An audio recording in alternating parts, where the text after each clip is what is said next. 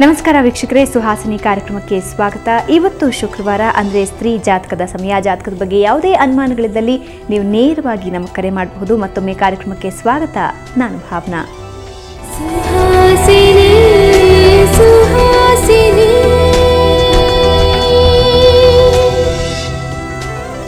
ಜಾತಕದಲ್ಲಿನ ಸಮಸ್ಯೆಗಳಿಗೆ ಪರಿಹಾರ, ಅದರ ಜೊತೆಗೆ ಆಧ್ಯಾತ್ಮಿಕ ಚಿಂತನೆ, ಆಚಾರ ವಿಚಾರಗಳನ್ನು ನಿಮ್ಮವರೆಗೆ ತಲುಪಿಸೋ ಪ್ರಯತ್ನ ನಾವು ಮಾಡ್ತಾ ಇದ್ದೀವಿ. ಇವೆಲ್ಲವನ್ನ ತಿಳಿಸ್ಕೊಡೋದಕ್ಕೆ ನಮ್ಮ ಜೊತೆ ಇದ್ದಾರೆ ಶ್ರೀ ಗೋಪಾಲಕೃಷ್ಣ ಶಂಭು ಪಂಡಿತರು. ಪಂಡಿತರೇ, ಕಾರ್ಯಕ್ರಮಕ್ಕೆ ಸ್ವಾಗತ. ನಮಸ್ಕಾರ. ಪಂಡಿತರೇ, ಪ್ರತಿ ಬಾರಿಯೂ ಕೂಡ ಜಾತಕದ ಜೊತೆಗೆ ಆಚಾರ ವಿಚಾರಗಳ ಬಗ್ಗೆ ಸಾಕಷ್ಟು ಮಾಹಿತಿಯನ್ನು ವೀಕ್ಷಕರಿಗೆ ತಿಳಿಸ್ತಾ ಬಂದಿದ್ದೀರಾ. ಸಾಮಾನ್ಯವಾಗಿ ದೀಪ ಹಚ್ಚೋದ್ರಲ್ಲಿ ಒಂದು ರೀತಿಯಾದಂತಹ ಪದ್ಧತಿ ಅಂತ ಹೇಳ್ತಾರೆ. ಅದರಲ್ಲೂ ಹೆಣ್ಣು ಮಕ್ಕಳೇ ಮುಖ್ಯವಾಗಿ ದೀಪ ಹಚ್ಚಬೇಕು, ಗಂಡು ಮಕ್ಕಳು ಹಚ್ಚಬಾರ್ದು ಅನ್ನೋ ಒಂದು ಪದ್ಧತಿ ಇದೆ. ಇದಕ್ಕೆ ಕಾರಣ ಏನು? ಖಂಡಿತ. ಯಾಕಂದರೆ ಹೆಣ್ಣಿಗೆ ಅಗ್ನಿಯ ಸಿದ್ಧಿ ಇದೆ. ಸಾಮಾನ್ಯವಾಗಿ ದೀಪ ಬೆಳಗೋಳು ಮನೆಯಲ್ಲೂ ಹಾಗೆ ಹಿಂದಿನ ಕಾಲದಿಂದನೂ ಮನೆಯಲ್ಲಿ ಪ್ರಾತಃ ಕಾಲದಲ್ಲಿ ಮತ್ತು ಸಾಯಂಕಾಲದಲ್ಲಿ 3 ಸಂಜೆ ಹೊತ್ತಿನಲ್ಲಿ ಹೆಂಗಸರೇ ಮನೆಯಲ್ಲಿರುವವರು, ಹಾಗಾಗಿ ಅವರೇ ಅಗ್ನಿಯನ್ನು ಹಚ್ಚಬೇಕು. ಈಗ ಯಾವುದೇ ಒಂದು ಹೋಮ ಹವನ ಆದರೆ ಅಗ್ನಿಯನ್ನು ಹೆಣ್ಣಿನ ಕೈಯಲ್ಲೇ ತರಿಸ್ತಾರೆ.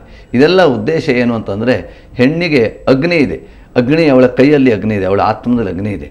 ಸೋಮಃ ಪ್ರಥಮೋ ವಿವಿಧೆ ಗಂಧರ್ವೋ ವಿವಿಧ ಉತ್ತರ ತೃತೀಯೋ ಅಗ್ನಿಷ್ಠೇ ಪತಿ ತುರೀಯಸ್ತೆ ಮನುಷ್ಯಜಾಹ ಅಂತ ಹೇಳ್ತಾರೆ.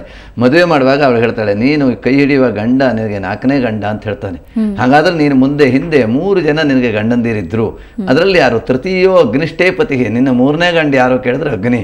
ಹಾಗಾಗಿ ನಿನ್ನ ರಕ್ಷಣೆಗಾಗಿ ಅಗ್ನಿ ನಿನಗೊಂದು ಗಂಡಾಗಿದ್ದಾನೆ. ನಿನಗೆ ಯಾವುದೇ ಆಪತ್ತು ವಿಪತ್ತು ಬಂದಾಗ ನಿನ್ನಲ್ಲಿರುವಂಥ ಅಗ್ನಿಯನ್ನು ಜಾಗ್ರತೆ ಕೊಡಿಸಿದ್ರೆ ಆ ನಿನ್ನ ಅಗ್ನಿಯೇ ಅವರನ್ನು ಸುಟ್ಟು ಬಿಡ್ತದೆ. ಹಾಗಾಗಿ ಹೆಣ್ಣಿನ ಕೈಯಲ್ಲಿ ಅಗ್ನಿ ಇರೋದ್ರಿಂದ ಅವಳ ಮೂಲಕವಾಗಿ ಹಚ್ಚಿದರೆ ಅದು ಬಹಳ ಶ್ರೇಷ್ಠ. ಹಾಗಾಗಿ ಹೆಣ್ಣಿಗೆ ಅಗ್ನಿ ಬೆಳಗುವುದು ಅಂತ ಹೇಳ್ತೇವೆ. ಸಾಮಾನ್ಯವಾಗಿ ಎಲ್ಲೇ ಯಾವುದೇ ಕಾರ್ಯದಲ್ಲಿ ಮೊದಲಿಗೆ ದೀಪ ಬೆಳಗುವುದು ಆರಂಭ ಆಗತ್ತೆ. ಆ ದೀಪ ಬೆಳಗುವಾಗ ಆ ದೀಪ ಬೆಳಗುವಂಥವರು ಹೆಣ್ಣೇ ಆಗಿರ್ತಾರೆ ಸಾಮಾನ್ಯವಾಗಿ. ಹಾಗಾಗಿ ಹೆಣ್ಣಿಗೆ ಆದ್ಯತೆ, ಅಗ್ನಿಯ ಪೂಜೆ ಮಾಡಬೇಕು. ಸಾಮಾನ್ಯವಾಗಿ ನೋಡಿ, ಅಗ್ನಿ ಹತ್ರ ಅಡುಗೆ ಮನೆಯಲ್ಲೆಲ್ಲ ಇರುವವರು ಹೆಂಗಸರೇ. ಅಗ್ನಿಗೂ ಮತ್ತು ಹೆಣ್ಣಿಗೂ ಬಹಳ ಸಾಮೀಪ್ಯ.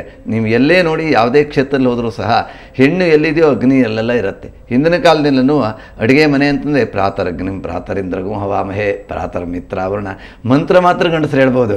ಆದರೆ ಅಡುಗೆ ಮನೆಯಲ್ಲಿ ಮೊದಲಿಗೆ ಗ್ಯಾಸ್ ಹಚ್ಚು ಕೆಲಸ ಹೆಂಗಸರೇ ಮಾಡ್ತಾರೆ. ಹಾಗಾಗಿ ಹೆಣ್ಣಿಗೆ ಕೈಯಲ್ಲಿ ಅಗ್ನಿ ಸಿದ್ಧಿ ಇದೆ, ವರ ಅಂತ ಹೇಳ್ತೇವೆ. ಅದರಿಂದ ಒಂದು ಸಿದ್ಧಿ ಯಾರಿದೆಯೋ ಸಿದ್ಧ ಪುರುಷರು ಅಂತ ನಮ್ಮಲ್ಲಿ ಹೇಳ್ತೇವೆ. ಪ್ರತಿಯೊಂದಕ್ಕೂ ಒಬ್ಬೊಬ್ಬರು ಇಂಥವರು ಸಿದ್ಧರು ಅಂತ ಇರ್ತಾರೆ.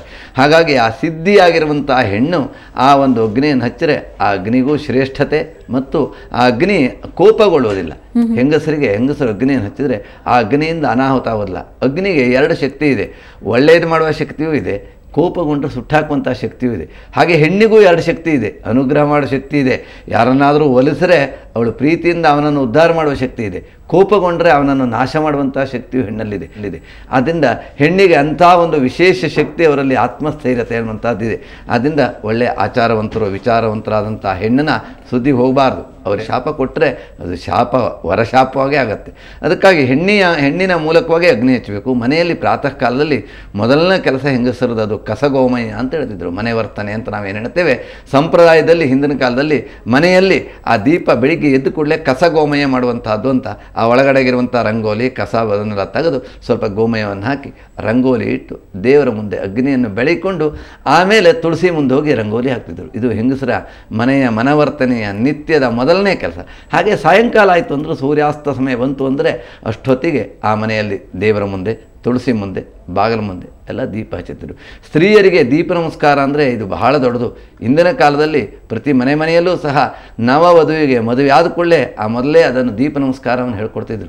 ದೀಪ ನಮಸ್ಕಾರ ಮಾಡಲಿಕ್ಕೆ 5 ದೀಪವನ್ನು ಹಚ್ಚಿ ಪಂಚದುರ್ಗ ಅಂತ ಅರ್ಶನ ಕುಂಕುಮವನ್ನೆಲ್ಲ ಹಾಕಿ ಆ ದೀಪಕ್ಕೆ ಪ್ರದಕ್ಷಿಣೆ ಮಾಡಿ ನಮಸ್ಕಾರ ಮಾಡಬೇಕು. ಹಾಗಾಗಿ ಇವತ್ತಿನ ಕಾಲದಲ್ಲಿ ಬಿಟ್ಟೋಗಿದೆ. ಆದರೆ ಈ ಮಾಧ್ಯಮದ ಮೂಲಕವಾಗಿ ಅದರ ಜಾಗ್ರತೆ ಕೊಡಿಸಿದ್ರೆ ಪ್ರತಿಯೊಬ್ಬ ಹೆಣ್ಣಿನ ಜೀವನದಲ್ಲೂ ದುಃಖ ದಾರಿದ್ರ್ಯ 2 ಹೆಣ್ಣಿಗೆ ಕಟ್ಟಿಟ್ಟ ಬುತ್ತಿ. ಆ ದುಃಖ ದಾರಿದ್ರ್ಯವನ್ನು ನಿವಾರಣೆ ಮಾಡುವಳು ದಾರಿದ್ರ್ಯ ದುಃಖ ಭಯಹಾರಿಣಿ ಕಾ ತ್ವದನ್ಯ. ದೇವಿ ಹತ್ರ ನಾವು ಹೇಳ್ತೇವೆ, ದಾರಿದ್ರ್ಯ ದುಃಖವನ್ನು ದೂರ ಮಾಡುವಂಥವಳು ನಿನಗಿಂತ ಬೇರೆ ಯಾರಿದ್ದಾರೆ. ಆದ್ದರಿಂದ ಸರ್ವೋಪಕಾರ ಕರ್ಣಾಯ ಸದಾರ್ಧ ಚಿತ್ತ, ಯಾವಾಗಲೂ ಜನರ ಮೇಲೆ ಕರುಣೆಯನ್ನು ತೋಡುವಂಥ ತಾಯಿಯೇ ನಿನಗೆ ದೀಪ ಬೆಳಗುತ್ತೇನೆ ಅಂತ ಆ ದೀಪವನ್ನು ಹಚ್ತೇವೆ. ಹಾಗಾಗಿ ದೀಪವನ್ನು ಹಚ್ಚುವ ಮತ್ತೊಂದು ಮಂತ್ರ ಹೇಳ್ತೇವೆ. ದೀಪದ ಬುಡದಲ್ಲಿ ಬ್ರಹ್ಮ, ಮಧ್ಯದಲ್ಲಿ ವಿಷ್ಣು, ತುದಿಯಲ್ಲಿ ಈಶ್ವರ ಇದ್ದಾನೆ. 3 ಶಕ್ತಿಯೂ ಅಲ್ಲಿದೆ. ಶಕ್ತಿತ್ರಯ ಅನ್ನುವಂಥದ್ದು ದೀಪದೊಳಗಿದೆ. ದೀಪದ ಜ್ವಾಲೆಯಲ್ಲಿ ಅಂಥ ಒಂದು ಮಹಾಶಕ್ತಿ ಇದೆ. ಹಾಗಾಗಿ ದೀಪ ಉರಿಯಿತು ಅಂದರೆ ಪಾಪ ಹೋಯಿತು ಅಂತ ಹೇಳ್ತೇವೆ. ದೀಪ ಉರಿಯಿತು ಅಂದರೆ ಜೀವನದಲ್ಲಿ ಬೆಳಕು ಬಂತು, ಜ್ಞಾನಜ್ಯೋತಿ ಬಂತು. ಹಾಗಾಗಿ ಹೆಣ್ಣಿಗೆ ಸುಲಭವಾದ, ಸುತರವಾದ, ಅಂದರೆ ನಿತ್ಯನೂ ಮಾಡಲಿಕ್ಕೆ ಅನುಕೂಲವಾದ, ಸುತರ ಅಂದರೆ ನಿರಂತರ ಅಂತ ಅರ್ಥ. ಹಾಗಾಗಿ ಸುಲಭವಾಗಿ ಸುತರವಾಗಿ ಸುಖವನ್ನು ಬಯಸುವಂಥ ಹೆಣ್ಣಿಗೆ ಸಂತೋಷವನ್ನು ಕೊಡುವಂತಹದ್ದು ಜ್ಞಾನಜ್ಯೋತಿಯ ಜೊತೆಗೆ ದೀಪದ ಜ್ಯೋತಿ. ಹಾಗಾಗಿ ದೀಪಾರಾಧನೆ ಹೆಣ್ಣಿನ ಮೂಲದಿಂದಲೇ ಆರಂಭ ಆದರೆ ಬಹಳ ವಿಶೇಷ ಇದು. ಪಂಡಿತರೆ, ಇವಾಗ ದೀಪ ಹಚ್ಚೋದ್ರ ಬಗ್ಗೆ ಇಷ್ಟೆಲ್ಲ ಹೇಳಿದ್ರಿ, ಅಂದರೆ 3 ಜನ ದೇವತೆಗಳು ಅದರಲ್ಲಿ ಇರ್ತಾರೆ ಅಂತ.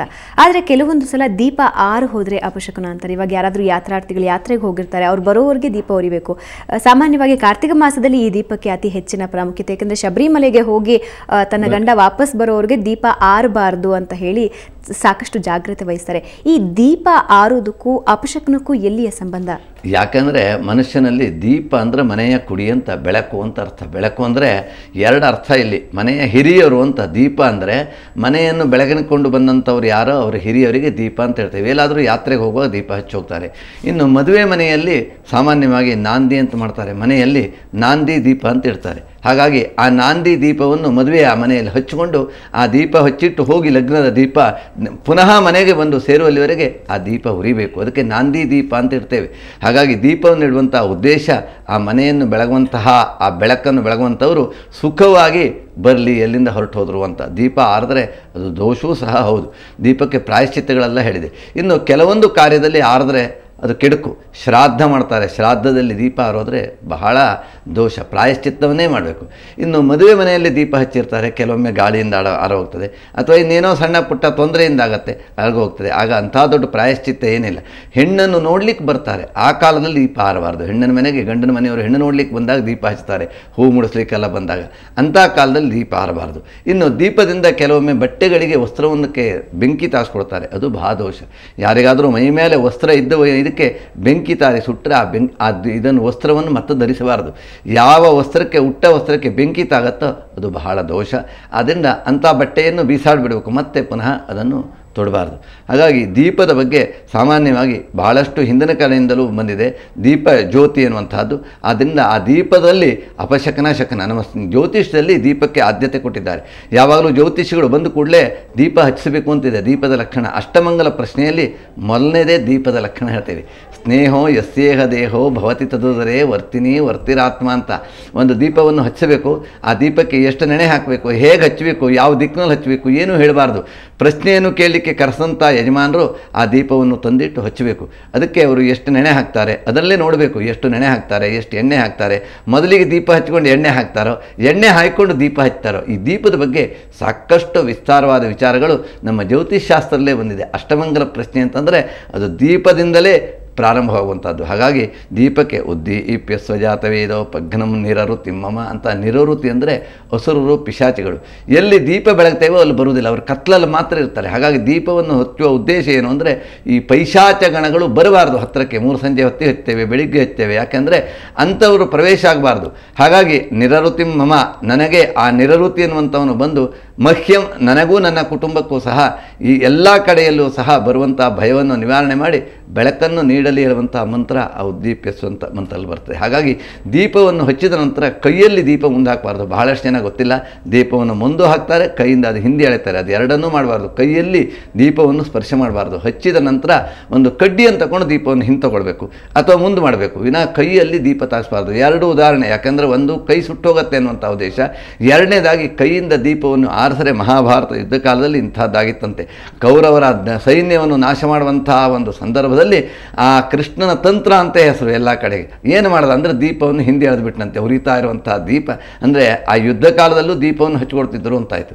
ಹಾಗಾಗಿ ಆ ದೀಪವನ್ನು ಹಿಂದೆ ಎಳೆದುಕೊಳ್ಳೆ ನಂದು ಹೋಯಿತು. ಆ ಒಂದು ಕತ್ತಲ ಸನ್ನಿವೇಶವನ್ನು ನೋಡಿ ಕೌರವರನ್ನು ಇದು ಮಾಡಿದ್ರು ಅಂತ ಒಂದು ಲೌಕಿಕ ಕಥೆಗಳಿದೆ. ಹೀಗೆಲ್ಲ ನೋಡಿದ್ರೆ ಈ ದೀಪದ ಬಗ್ಗೆ ಬಹಳ ಮಹತ್ವ ಕೊಟ್ಟಿದ್ದಾರೆ. ಅದರಲ್ಲೂ ಜ್ಯೋತಿಷ್ಶಾಸ್ತ್ರದಲ್ಲಿ ಬಹಳ ವಿಶೇಷ. ಅದರಲ್ಲೂ ಹೆಂಗಸರಿಗೆ ದೀಪ ಆರಾಧನೆ ಅನ್ನೋದು ಬಹಳ ಶ್ರೇಷ್ಠ. ಮತ್ತು ಎಲ್ಲೇ ದೀಪ ಹಚ್ಚೋದಿದ್ರು ಹೆಂಗಸರೇ ಹಚ್ಚಬೇಕು. ಅದು ನಿಜವಾಗಿ ಅವರ ಕರ್ತವ್ಯ, ಅದು ಆದ್ಯ ಕರ್ತವ್ಯ. ಕಾರ್ಯಕ್ರಮಗಳಿವೆ. ಮೊದಲಿಗೆ ದೀಪ ಹಚ್ಚಿ ಕಾರ್ಯಕ್ರಮವನ್ನು ಆರಂಭ ಮಾಡಿಕೊಡುವುದು ದೀಪ ಬೆಳಗೋದೊಂದಿಗೆ. ಇನ್ನು ಆರತಿ ಮಾಡುವಂಥ ಕೆಲಸವೂ ಇದೆ ನೋಡಿ. ವಧುವರಿಗೆ ಯಾರೇ ಬಂದರೂ ವಿಶೇಷ ಅವರಿಗೆ ಪುರೋಹಿತರಿಗೆ ಆರತಿ ಮಾಡುವಂಥದ್ದಿರುತ್ತೆ. ಅಂಥ ಕಾಲದಲ್ಲಿ ಉಪನಯನದಲ್ಲಿ, ಒಟುವಿಗೆ, ಚೌನಲ್ಲಿ, ಅನ್ನಪ್ರಾಶನದಲ್ಲಿ, ಮಂಗಲ ಕಾರ್ಯಗಳಲ್ಲಿ, ಮನೆ ಗೃಹ ಪ್ರವೇಶ ಮಾಡಿದಾಗ ಆ ಹೆಣ್ಣು ಮಕ್ಕಳೇ ಆರತಿಯನ್ನು ಬೆಳಗ್ತಾರೆ. ಹಾಗಾಗಿ ಹೆಂಗಸರಿಗೆ ದೀಪಾರಾಧನೆ ಎನ್ನುವುದು ಶ್ರೇಷ್ಠ, ಮತ್ತು ಅವರ ಮೂಲಕವಾಗಿ ಮಾಡೋದರಿಂದ ಅದರ ವಿಶಿಷ್ಟತೆ ಇನ್ನೂ ಜಾಸ್ತಿ ಇದೆ. ಹಾಗಾಗಿ ಆ ಒಂದು ಜವಾಬ್ದಾರಿ ಹೆಣ್ಣದಿದೆ ಆಗಿರೋದ್ರಿಂದ ಪ್ರತಿಯೊಬ್ಬ ಹೆಣ್ಣುಮಕ್ಕಳು ಸಹ ತಮ್ಮ ತಮ್ಮ ಮನೆಯಲ್ಲಿ ದೀಪಾರಾಧನೆಯನ್ನು ಪ್ರತಿದಿನವೂ ಮಾಡಬೇಕು, ತಪ್ಪದೇ ಮಾಡಬೇಕು. ಈಗ ನಾವೇನು ನಿಯಮ ಹೇಳಿದ್ವಿ, ಕೈಯಲ್ಲಿ ದೀಪ ಮುಂದೆ ಹಾಕಬಾರ್ದು, ದೀಪ ಹಚ್ಚಿ ಎಣ್ಣೆ ಹಾಕಬಾರ್ದು, ಎಣ್ಣೆ ಹಾಕಿಕೊಂಡು ನೆನೆ ಹಾಕಿಕೊಂಡು ದೀಪ ಹಚ್ಚಬೇಕು. ಹೊಡಿ ನೆನೆಗೆ ದೀಪ ಹಚ್ಚಬಾರ್ದು ಅಂತಿದೆ. ಭಾಳ ಮಂದಿಗೆ ಗೊತ್ತಿರೋದಿಲ್ಲ. ಮೊದಲು ನೆನೆ ಇಟ್ಕೊಡ್ತಾರೆ, ಆಮೇಲೆ ದೀಪ ಹಚ್ಚಿಕೊಡ್ತಾರೆ, ಆಮೇಲೆ ಎಣ್ಣೆ ಹಾಕ್ತಾರೆ. ಅದು ದೋಷ. ಇನ್ನು ದೀಪ ಆರಿದ ದೀಪ ಮತ್ತೆ ಉರಿದರೆ ಅದು ಬಹಳ ದೋಷ ಅಂತ. ಇದಕ್ಕೆಲ್ಲ ಪ್ರಾಯಶ್ಚಿತ್ತ ಇದೆ. ಕೆಲವೊಮ್ಮೆ ನಮ್ಮ ಕಣ್ಣು ಮುಂದೆ ದೀಪ ಆರೋಯ್ತು ಅಂತ ಕಾಣುತ್ತೆ, ಆಮೇಲೆ ಅಲ್ಲಿ ಏನಾದರೂ ದೊಡ್ಡ ಅಪಾಯವಂತಾದಿದ್ದರೆ ಆರಿದ ದೀಪ ಉರಿಯಿತು ಅಂತ ಒಂದು ಕಥೆ ಇದೆ. ಹಾಗಾಗಿ ಆರಿದ ದೀಪ ಉರಿದರೆ ಆ ಕುಟುಂಬ ಬೆಳಗೋದಿಲ್ಲ ಅಂತ, ನಾಶವಾಗತ್ತೆ ಅಂತ. ಹೀಗಾಗಿ ದೀಪದ ಬಗ್ಗೆ ಬಹಳಷ್ಟು ಮಹತ್ವ ಕೊಟ್ಟಿದ್ದಾರೆ. ಬಹಳ ಶ್ರೇಷ್ಠವಾದಂತಹ ದೀಪ ಬೆಳಗುವ ಆರಾಧನೆ ಸುವಾಸನೆಯರಿಗೆ ಬಹಳ ಮುಖ್ಯವಾದದ್ದು. ಧನ್ಯವಾದ ಪಂಡಿತರೆ. ವೀಕ್ಷಕರೇ, ಇದ್ರ ಬಗ್ಗೆ ಇನ್ನಷ್ಟು ಮಾಹಿತಿ ನೀಡ್ತೀನಿ. ಅದಕ್ಕೂ ಮುಂಚೆ ಒಂದು ಸಣ್ಣ ವಿರಾಮ.